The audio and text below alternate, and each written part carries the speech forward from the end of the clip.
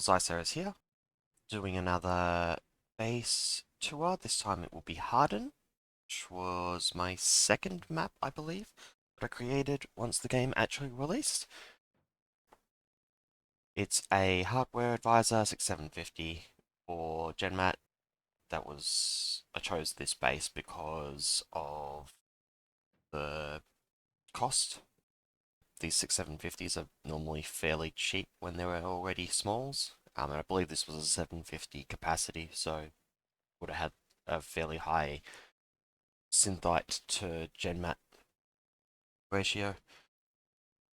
Ended up with 140p raids, 248 deaths. It's a 1.7 ratio. Not great, but normal bases, you don't have a lot of traps you can actually use, so getting anything around 1.5 to like 2.5 is kind of what I expect most of the time. Accolades: 65 fun, 11 brutal, 29 ingenious, and 19 artistic. Turns out to be like a 86.7-ish percent, 0.867 accolades per raid, which is less than one, which isn't ideal. It's overwhelmingly marked as fun, which is what I was aiming for. Obviously, I would have liked to get more of those so that I can get to a higher number, but it didn't really have strong strengths in any of the others, so kind of see what it's going for.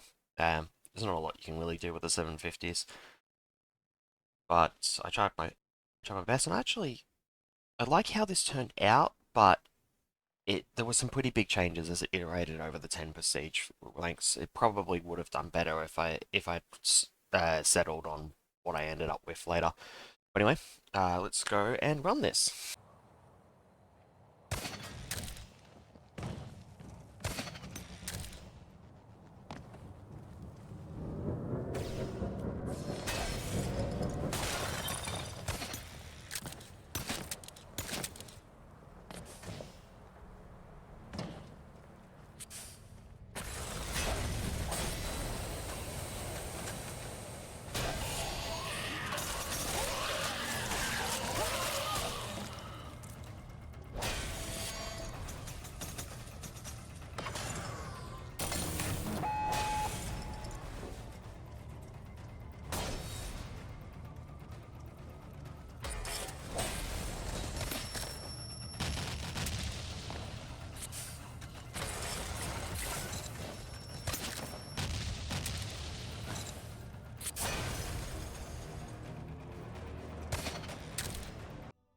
Okay, now that we've seen a run, and actually remembered to go and grab the tomb this time, so it's not going to be making a lot of noise. So the basic idea for this was like a little bunker that drops down into here, and then spins around and then grabs the gem mat, which is about here-ish. Later on, I added these sections up the back here, which are the blue metal block? I think it's always the blue metal block, yeah, because they look like shipping containers. And I coloured some of them, red and yellow to make them look like they're, shipping containers. Because what I was thinking was this is a bunker with humanity living in it, I guess. And these shipping containers are probably the supplies that they've had shipped to them and have been moved into the bunker over time. This here, the placement for the tomb was always a little awkward because the base is actually like right. You can see the silhouettes as I jump up. The base is like just there, like one block behind this. So if you don't get this before you go in, you actually hear this when you're in the base. I'll show you where. And this block here used to actually be a secret exit that you could use, but the base was getting so little kills, and the only people that were finding it were people that clearly didn't need a secret exit. So I kind of just changed it to this, where, and coming through the secret exit, this trap was much more noticeable. So I figured I'd keep it like this. The important thing here is if you actually do drop from here, you actually trigger the animation for falling too far if you land here. So if you're not careful, you may not even get a chance to react to that. It's mostly a problem if you're using the Fury's Edge. More likely you just, if you drop down, didn't notice this beforehand, you'll actually end up just not having enough time to react to this. And, you know, for a very low effort trap on a second tomb, that's fine. Now, got here the second wave bomb trap, putting down a long shaft that if they try running up it, they'll normally get caught in the bombs.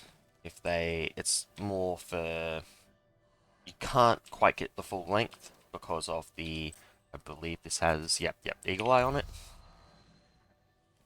These here are timed such that, this one here is timed such that this is where you get to when second wave traps activate. So you should get hit by this. This here is to, you know, try and catch you if you do hit that. Just a little bit of a speedrunning thing. Speedrun stopper. Not super effective, honestly, but there's not a lot you can do with normal bases when it comes to speedrunning.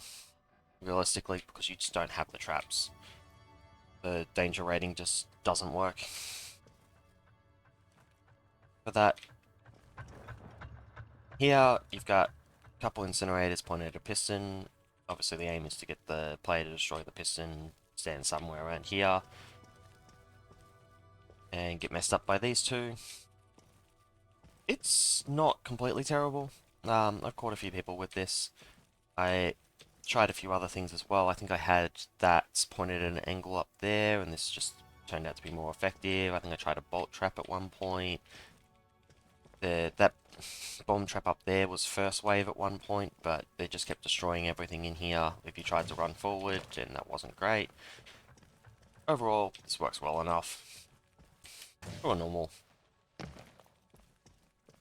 This is second wave bomb trap here with some angled blocks to try and get them to fall where I want them, because I want them to go that way and that way, in case they go forward or back up. Works well enough. This wasn't always like this. This part here used to be a lot different. So this trap has been a lot more effective since about Prestige 8 or something when I changed it to what it currently is. And you'll notice the like graffiti and stuff that I've got going around, because I'm thinking, because this is clearly abandoned at this point, that someone on the way out probably just threw up some tags, or maybe someone raided it afterwards and tagged it as they're going along around. This room is supposed to be the main, like, danger room. See, you got blood on the walls. Used to have a plasma sentinel back here, but it's never quite worked as well as I'd like it to. This here with the, is that an impaler? I thought that was a bolt shot. No, that's the bolt shot. Okay.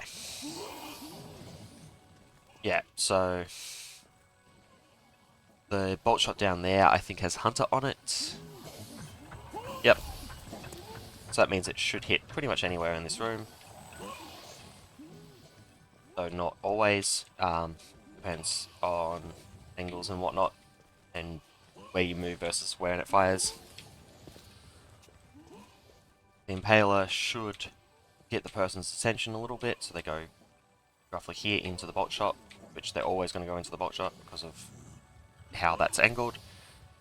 This guy here, I believe, is just short leash. This one here is probably short leash as well. You probably aren't short leash. Yeah, you're nothing. Simple ammo trap for people that need to go up there and grab their ammo. only really works on people in normal difficulty because their suits aren't upgraded.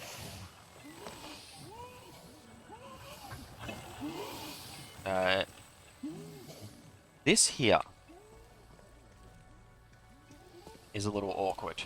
So this is just a second wave impaler because you can't see that as you coming back this way from after grabbing the gem mat. So you grab the gem mat, come this way, get impaled. Sometimes. It's rare. It happens though. These two down the hall, this didn't always used to have Hunter, and I think, I don't know if they really need it. This one, I believe, has Hunter because you can get hit when you're like here, if you don't back up enough.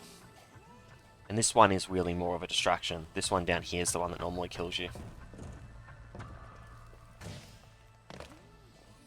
Something awkward with these two though, is that because they fire at the same time, and because of the distance they are from one another, if you actually run forward in Fury's Edge, you can actually block both of these. I know I showed it in the parry guide, but the reason I knew that was possible was because I'd seen people do it on this setup, and then when I was testing to be like, wait, does that work? When I was testing to see if that worked, I did it myself a few times, and I'm like, huh, that is unexpected. Anyway, yeah, so you grab the gen mat, and then you just run straight out. In here, I believe it is. Just check. Yeah, there's a bunch of, like, generators and wheels. These all used to be a little bit louder, so you could actually hear them from that room. But if I get rid of, I think it's not that one. This one? You'll notice that, yeah, that was the old secret passage. It used to have a bunch of triangle blocks with like scratch marks on it so that you could come down here, and then this here was a second wave hollow cube, so you could only access it after you'd already grabbed the gen mat. But yeah, that's just that. And yeah, this here was way too obvious because you had, you know, these arrows pointing down, and then they just stopped, and there was a hollow cube here, and you were standing here, so you hadn't triggered it, so you could just shoot straight in there and get out. It was way too safe, and as much as I like having a second exit, it also meant that all the capacity that I was spending on these second wave traps, capacity and danger that I was spending on all these second wave traps that were further down, was just wasted. And it was a huge disappointment. Like every time someone took the secret exit, and I just, that's no fun, right? So I just shut it down, put some things in there. But when they put out the first patch for the game, the generators became a little bit quieter, so you can only really hear them if you're like right up against the wall. But I do like the idea of the machinery inside the walls still running in the background, powering the lights that are around. You might note that I've used these little, like, lantern light things all around, with the little power boxes down the bottom. I quite like them. They're not super useful though. Unlike, I think it's there's like a bar light that can actually obscure view. I find it kind of hard to look through those sometimes. Anyway, yeah, not much more I can say about Basalt here. Basalt, it's a normal, small base. I'm pretty sure it started at 750 capacity, so there's not a lot there's not a lot you can really do with those. And it got its danger rating all the way up as high as it can go, so I can't put any more traps in here anyway. So this is going to be up on social for the foreseeable future. If it's not out on social anymore, I will take it out of the description. And we we'll be next seeing Konto. That'll be my next base that will go up if you want to try that before the video goes up live. But until then, I shall see you.